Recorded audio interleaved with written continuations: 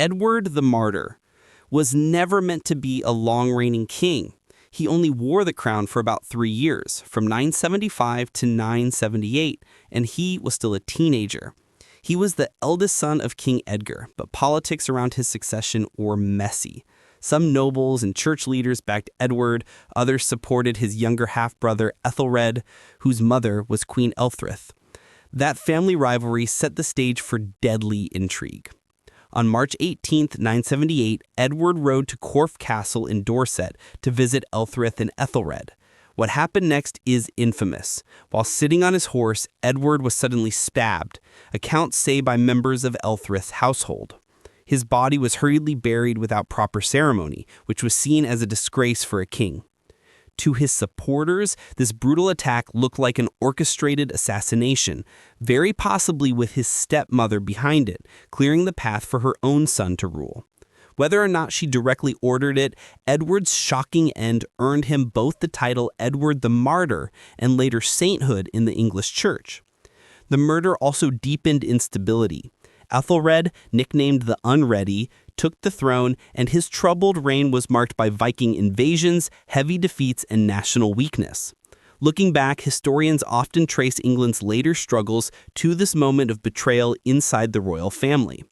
So in less than 2 decades of life, Edward went from boy king to victim of palace plotting to a saintly symbol. His violent death reminds us how fragile the English crown could be and how much blood was spilled to secure it.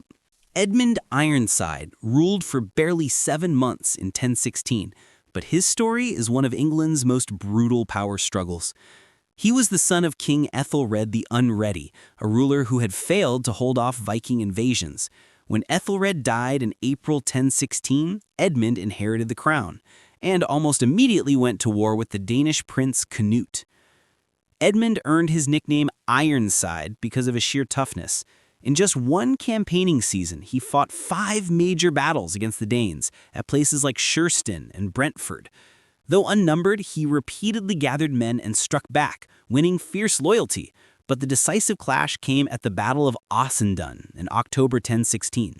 The English were heavily defeated, possibly due to betrayal by one of Edmund's nobles. Afterwards, an uneasy compromise was made. England would be split. Edmund kept Wessex, the old Anglo Saxon heartland, while Canute ruled the rest. It was a fragile arrangement, but it might have saved the kingdom from collapse. And then, just weeks later, disaster. On November 30th, 1016, Edmund suddenly died at around age 26. The official cause was never certain. Some chroniclers claim natural illness, but a darker legend spread, that he was stabbed in the bowels while using the privy. That detail may be myth, but the suspicious timing points to assassination. His death handed all of England to Canute, who became one of the most powerful kings in Europe. So, Edmund Ironside is remembered as a warrior king who nearly saved England only to lose it, possibly with a knife in the back at the most humiliating of moments. Harold Godwinson. Remembered as England's last crowned Anglo Saxon king, and his reign lasted only 9 months. He came to power in January 1066, after King Edward the Confessor died childless. Harold was chosen by the Witan, the Council of Nobles, but his claim was immediately contested by 2 powerful rivals, Harold Hardrada of Norway and William, Duke of Normandy. That year turned into one of the most dramatic in English history. First, Harold raced north and crushed Harold Hardrada at the Battle of Stamford Bridge near York in September 1066, a bloody victory that ended the Viking Age in England. But almost immediately, news came that William had landed in the south. Harold marched his tired army over 200 miles in less than 2 weeks to face him at Hastings.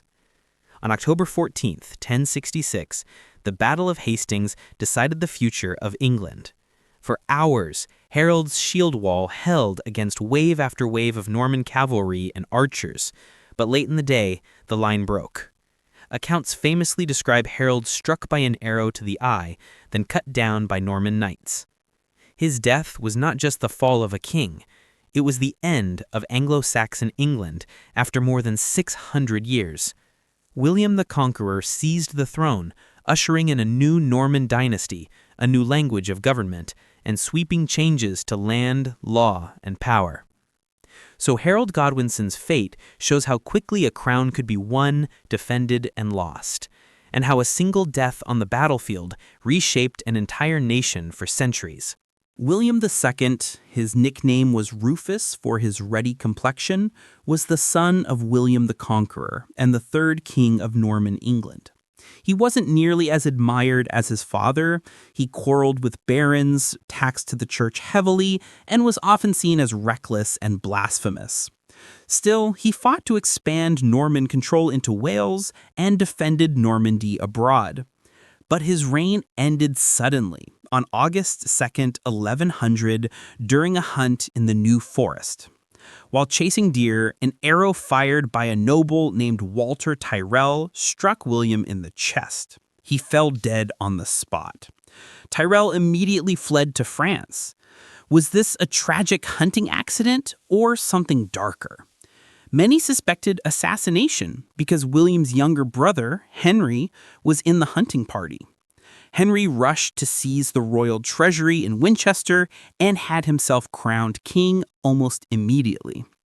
The fishy circumstances, an unpopular king, a convenient death, a brother who became king overnight, kept rumors alive for centuries. But the truth remains unsolved. What's certain is that William Rufus's sudden end shifted power cleanly to Henry I, who ruled for 35 years, stabilizing the Norman dynasty. His death is still remembered as one of medieval England's great unsolved mysteries. Edward II became king in 1307 after his father, Edward I, but almost from the start he struggled. He relied heavily on his favorites, like Piers Gaveston and later the Despencer family, angering both nobles and clergy. His disastrous defeat against the Scots at the Battle of Bannockburn in 1314 ruined royal prestige and deepened resentment at home. By the 1320s, opposition hardened, led by none other than his own wife, Queen Isabella, and her lover, Roger Mortimer. In 1326, they invaded. Edward's allies deserted him, and he was forced to abdicate in favor of his teenage son, Edward III. Edward II was imprisoned, first at Kenilworth, then in Berkeley Castle. On September 21st, 1327, he died under murky circumstances. The official story claimed illness, but most chroniclers pointed to murder. The most lurid rumor, spread by his enemies, was that a red-hot poker had been used, leaving no visible wounds.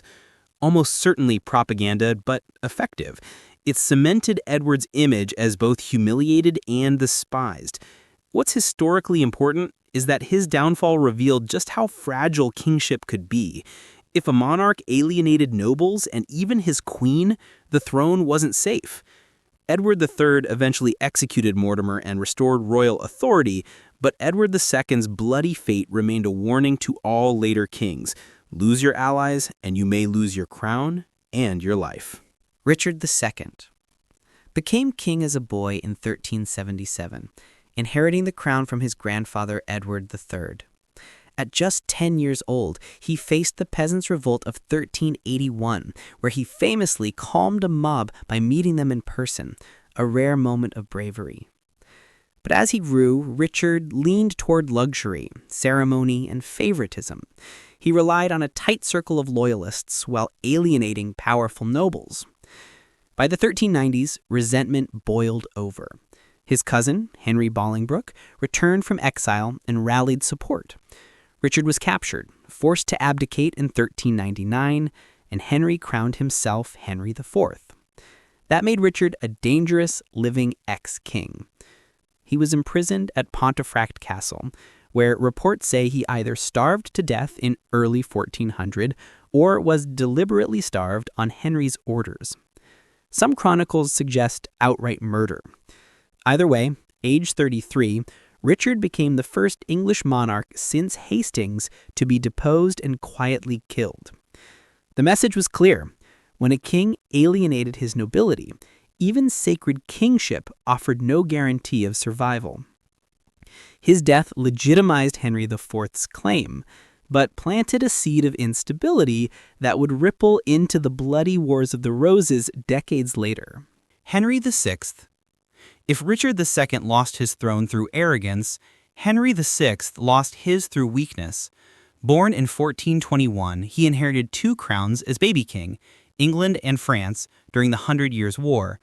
But unlike his warrior father, Henry V, he was timid, deeply pious, and prone to mental breakdowns. Under Henry, England lost almost all its French territories, and at home noble factions turned violent, a conflict later called the Wars of the Roses. When Henry collapsed mentally in 1453, his French queen Margaret of Anjou fought to defend his crown, but the Yorkist rival Edward IV eventually took power.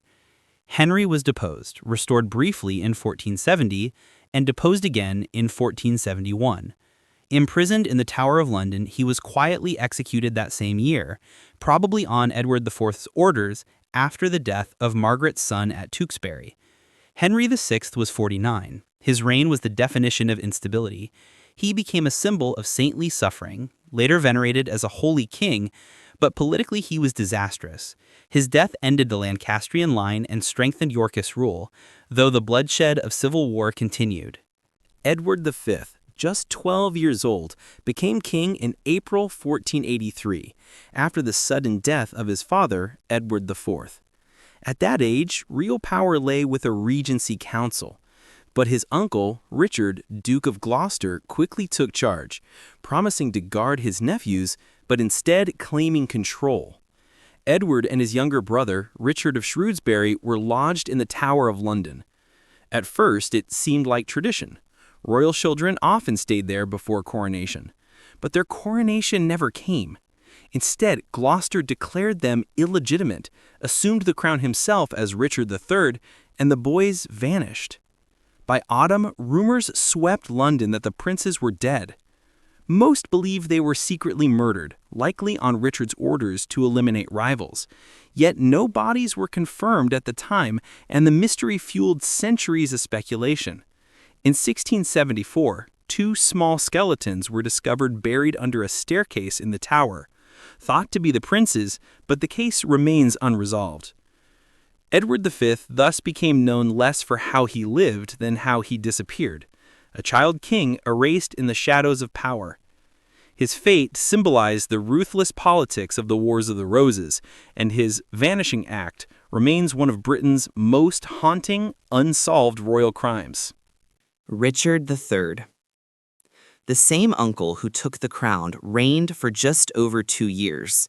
Though remembered as a villain thanks to Shakespeare's damning portrait, crooked and murderous, the real Richard was more complicated. He was a capable administrator in the north, and his policies aimed at making justice more accessible. Still, his path to power was stained by the disappearance of the princes, which poisoned his legitimacy. In 1485, the exiled Lancastrian claimant, Henry Tudor, invaded with French support. The two armies clashed at the Battle of Bosworth Field on August 22nd. Richard fought with ferocity, personally charging Henry Tudor in a desperate attempt to end the fight himself. But betrayal sealed his fate. Key allies, including the Stanley family, switched sides mid-battle. Richard was surrounded and cut down, becoming the last English king ever killed in battle. He was 32. His corpse was stripped, mocked, and buried in a crude grave, rediscovered under a Leicester car park in 2012, nearly 530 years later. Richard's fall ended the Plantagenet dynasty and crowned Henry VII, founding the Tudor line that reshaped England. Richard III remains one of history's most debated figures, ruthless usurper to some, maligned reformer to others, but unquestionably the final monarch to literally die on the battlefield for his crown. Lady Jane Grey, known as the 9 Days Queen, was just 16 when she was pushed onto England's throne in July 1553. Clever, educated, and deeply Protestant, she was chosen by powerful nobles, including the Duke of Northumberland, because they feared Princess Mary, a strong Catholic, would undo the Protestant reforms of Edward VI. But Jane's reign was doomed from the start. Across the country, people rallied to Mary Tudor as Henry VIII's true daughter. With overwhelming support, Mary raised an army, captured London, and Jane was deposed within 9 days. Jane never sought the crown herself, it was forced upon her, but she was still a dangerous figure to Mary's fragile new rule. Months later, after political uprisings in Jane's name, Queen Mary ordered her execution. On February 12, 1554, Jane was beheaded at the Tower of London. She died a calm teenager, remembered for her quiet dignity on the scaffold. Her story became a Protestant martyr legend, proof that even a young girl could be crushed by the ruthless games of power. Mary, Queen of Scots. As an infant in 1542 and lived one of the most dramatic lives in royal history, married first to the Dauphin of France, later to Henry Stuart, Lord Darnley, her reign was plagued by scandal, the murder of Darnley, her hasty marriage to his suspected killer Bothwell, and rebellions at home. Forced to abdicate in 1567, she fled to England seeking refuge with her cousin Elizabeth I. But Elizabeth saw her as a threat. As a Catholic with a strong claim to the English throne, Mary became the focus of endless plots. For 19 years, she was held prisoner in English castles. Finally, in 1586, after proof tied her to the Babington plot to assassinate Elizabeth, Mary was condemned. On February 8, 1587, she was publicly beheaded at Fotheringay Castle. Her execution shocked Europe. Killing an anointed queen was nearly unthinkable, but Elizabeth insisted it was for England's safety. In death, Mary became a Catholic martyr, and, ironically, her line triumphed. Her son, James VI of Scotland, later united the crowns as James I of England. Charles I came to the throne in 1625, determined to rule by divine right. But his constant battles with Parliament over taxes, religion, and authority plunged England into civil war in the 1640s. Supported by royalists, he fought Oliver Cromwell's parliamentarian forces and lost. Captured, tried for treason, and condemned, Charles was sentenced not by hidden assassins, but by law itself. On January 30th, 1649, wearing 2 shirts against the cold so he wouldn't shiver and appear afraid, Charles stepped onto the scaffold outside Whitehall Palace. Before a packed crowd, he declared he died a faithful man of the Church of England. Then the axe fell. He was the only English king ever formally executed by his own people. His death shocked Europe, proving Parliament could topple monarchy itself. England briefly became a republic under Cromwell, though the monarchy was restored in 1660 with his son Charles II. Charles I's beheading became a defining moment in world history, the clash of absolute monarchy versus parliamentary power. His blood redrew the very idea of what a king could be. James II's heir, the outlier case. He himself wasn't murdered. He was overthrown in the Glorious Revolution of 1688, exiled to France, and died there peacefully in 1701. So some historians quoted that he was intentionally killed there, but it's not confirmed. But his story shows what almost happened to monarchs who lost everything. His infant son, James Francis Edward Stuart, was smuggled abroad and grew up claiming to be the rightful King James III. Though never crowned, the old pretender, as he was called, lived under constant threat. If he had ever returned to England, capture likely meant imprisonment or execution, just as it had for earlier monarchs. Highlighting James II's downfall reminds viewers that royal survival wasn't guaranteed, even in an era moving toward constitutional monarchy. Sometimes kings were killed, but sometimes being run out and erased was almost as lethal to legacy. Edward the Elder's line. In the messy Anglo Saxon period, succession often blurred between crowned king and would-be king. Edward the Elder's line in the early 10th century is an example. Several of his sons and rivals died violently in feuds, sometimes assassinated, sometimes engineered accidents. But chroniclers weren't always clear. Were they princes or short-lived kings? Including this note keeps your list honest. It shows that violent ends were much more common than later neat coronations suggest, but not all victims are officially counted as murdered monarchs. You can frame this as, England's early kingship was as much knife-edge survival as formal crown. Arthur of Brittany, the Almost King. One of another most haunting, lost heirs is Arthur of Brittany, 1187 to 1203. As the nephew of Richard the Lionheart, Arthur had a strong claim to the throne of England, stronger than King John's in the eyes of many. John captured the teenage Arthur during a war in France. Not long after, Arthur disappeared. Rumors swirled that John murdered him personally, some say drowned, some say stabbed, further blackening John's reputation.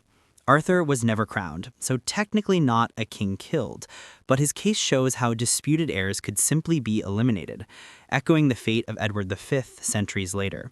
His mysterious death hangs like a ghost over the Plantagenet dynasty, proof that succession disputes often ended with a dagger and the dark.